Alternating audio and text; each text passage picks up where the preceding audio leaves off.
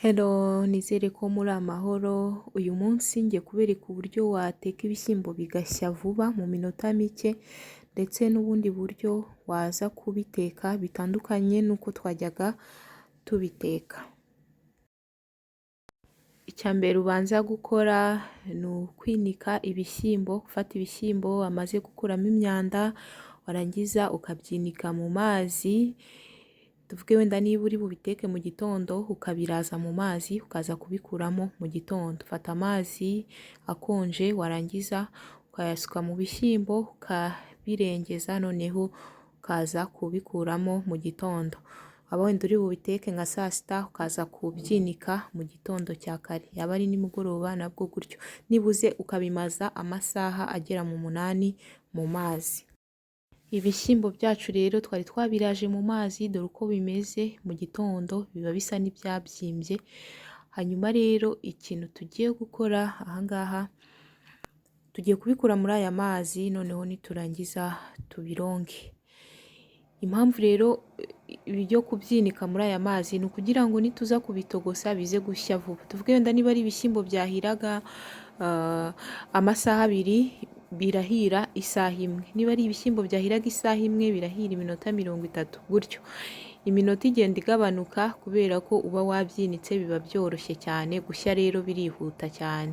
Niba utajya guteka ibishyimbo wabanje kubimaza igihe mu mazi akonje, utaha uzajya ubiteka gutya bisevinga igihe, bituma udakoresha igihe kinini utetse ibishyimbo. Kandi wenda niba wanabitekaga ku makara, ku nkwi, kuri gaze n'ahandi, nabwo bituma ibicanwa ukoresha hatagenda byinshi.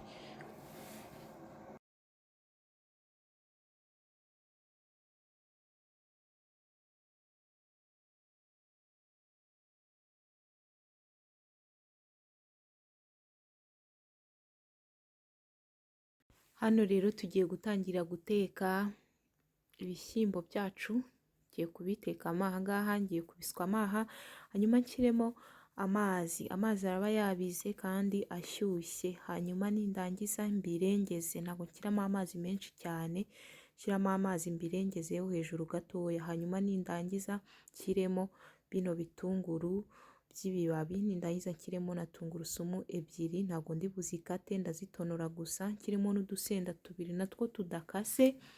Hanyuma nindangiza rero bicanire bimeze gutya. Iyo wabicaniriye gutya bigira umuhumuro mwiza iyo biri kumwe n'utu turungo. Ibishyimbo byacu rero byamaze gushya, murabona ko hasigayemo utuzi dukeya. Tuno turungo nashyizemo udusenda, tungurusumu ndetse n'ibi bitunguru by'ibibabi. Hano iyo wabitogosanyije birahumura neza kandi bikagira n'uburyohe. Hari ukuntu uba wumva bitandukanye n'ibyo uba watogosheje gusa ukongeramo umunyu gusa. Hanyuma rero uku ni ukuntu wajya utogosa ibishyimbo, waba ushaka kubirya gutya gusa utabikaranze, cyangwa se waba ushaka kuza nyuma n'ubundi kubikaranga. Uku nguku ni uburyo bwiza rwose watogosamo ibishyimbo ku bantu bakunda kubirya bitogosheje. Hanyuma hano mazi nasizemo, murabona ko ntago nabiretse ngo bikame ngo amazi yose ashiremo. Aya mazi nasizemo rero ni ukugira ngo nyuma nze kongeramo akunyu. Ubundi ibishyimbo iyo wabitekanye umunyu, iyo wabibanjemo umunyu, nanone umunyu uri mu bintu bituma ibishyimbo bidashya vuba, ugasanga ibishyimbo byatinze gushya kubera ko wabanjemo umunyu. Nyuma aha rero ngiye gushyiramo akunyu gake, nindangiza mvange kano kunyu. Hanyuma kuvanga kano kunyu rero ndaza kongera kubipfundikira, noneho ndeke aya mazi muri kubona yasigayemo aze gushiramo. Hanyuma rero ndaje mbereke n'ubundi buryo wakaranga ibishyimbo mu buryo tutari dusanzwe dukoresha. Hari ibishyimbo biryoha cyane rwose iyo babikaranze muri ubu buryo rero ngiye gukoresha amavuta ya kokonati, hanyuma n'amata yayo. Amata ya kokonati n'amavuta, aya ni amavuta ya kokonati. Ngiye gukoresha ikiyiko kimwe, kuyashyira kuri no panu ngiye gutekamo, ngiye gukarangamo. Hanyuma aya mavuta nyareke ashye. Aya mavuta rero nta nubwo ari byiza kuyareka ngo yature cyane, urayareka agashya mu rugero ntuyareke ngo yature cyane. Hanyuma ndahita nshyiramo tangawize na tungurusumu narabye. Urabona ko nabirabye, noneho ngiye kubigaragura, kubivanga muri aya mavuta akanya gatoya.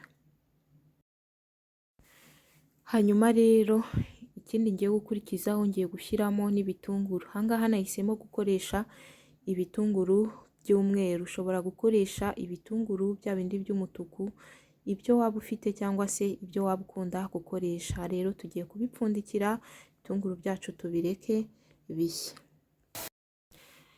Biba byiza rero iyo ibitunguru ubitetse ku muriro utari mwinshi cyane, kubera ko ibitunguru birashirira, bishirira ubusa. Biba byiza iyo utabitetse ku muriro utari mwinshi cyane, hanyuma noneho ukabireka bigashya, bigahishwa n'umwuka. Aha rero ngiye gushyiramo umunyu. Mwibuke ko cya gihe twashyizemo umunyu mu bishyimbo. Aha rero ndashyiramo akunyu gakeya, nta ndi bushyiremo umunyu mwinshi kubera ko mbere nari nashyizemo umunyu muri bya bishyimbo. Noneho nindangiza nshyiremo n'utundi turungo tw'amafu. Aha ngaha ikirungo ngiye gukoresha ni curry powder. Hanyuma ndashyiramo akayiko kamwe, noneho nindangiza nshyiremo n'akandi kayiko kamwe ka black pepper. Ushobora gukoresha utundi turungo tw'amafu usanzwe ukoresha uteka amasosi, cyangwa se usanzwe ukunda gukoresha iyo uri guteka. Hanyuma noneho tugiye kugaraguramo bino birungo byacu. Nitumara kubigaraguramo, ndaje mbereke ibindi bintu tugiye kongeramo hano.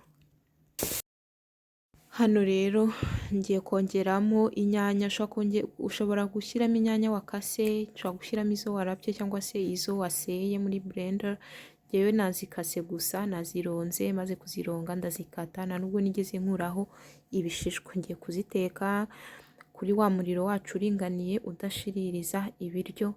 Hanyuma nindangiza ndaza gukomeza mbereka uburyo ndi kugenda nteka bino bishyimbo. Tugiye rero gupfundikira inyanya zacu ku muriro usa n'uringaniye.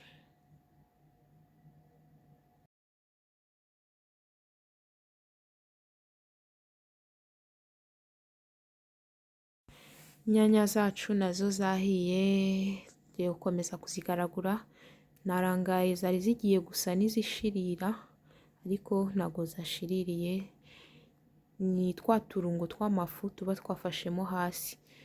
Iyo uguma ukagaragura rero tugenda tuvamo, ntabwo hano biba ari ugushirira. Gusa iyo utinze nyine usanga byashiririye. Hanyuma rero tugiye kongeramo sauce tomate cyangwa se tomato paste. Ndashyiramo ikiyiko kimwe cya tomato paste cyangwa sauce tomate. Hanyuma nindangiza nanone ino sauce tomate nayo ndayigaraguramo gutya, nimara gukwira hose noneho nongere mpfundikire nteke kuri wa muriro uringaniye.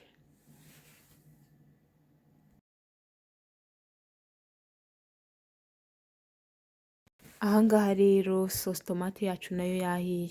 Ibintu byose turi bukoreshe mu guteka mu gukaranga bya bishyimbo byacu birasa n'ibirangiye. Twakoresheje tungurusumu na tangawize, dukoresha amavuta ya coconut, dukoresha uturungo tw'amafu, dukoresha n'ibitunguru, inyanya ndetse na sauce tomate. Hanyuma rero dusukemo bya bishyimbo byacu. Murabona ko y'amazi ntayakirimo, y'amazi twayaretse akamiramo. Aha rero naho ngiye kubigaragura, kubivanga bino bishyimbo bifate bino birungo bikwire muri ino sosi. Hanyuma noneho nindangiza nanone tugume dutekane, ngume mbereke uburyo ndi kugenda nteka bino bishyimbo.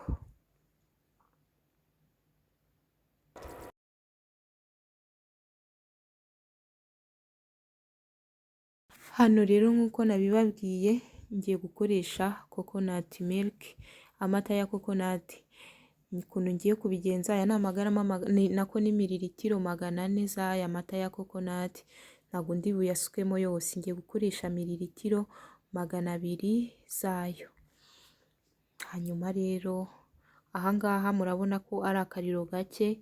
Ahangaha rwose ushyira ku kariro gakeya, warangiza ugasukamo ya mata, warangiza wamara gusukamo ya mata, noneho ukajya ugenda ugaragura, ukajya ugenda uvanga n'aya mata. ariko aha ngaha iyo umaze gusukwamo amata usa n'uwongera umuriro kubera ko uri kuvanga, ntabwo byafatamo hasi, ntabwo byasa n'ibishirira. Ukagenda uvanga n'aya mata, uko ugenda uvanga niko bigenda bishyuha, aya mata aba akonje, niko bigenda bishyuha, bigenda bibira, noneho wageze igihe cyo gupfundikira akaba aribwo uza kugabanya umuriro wawe.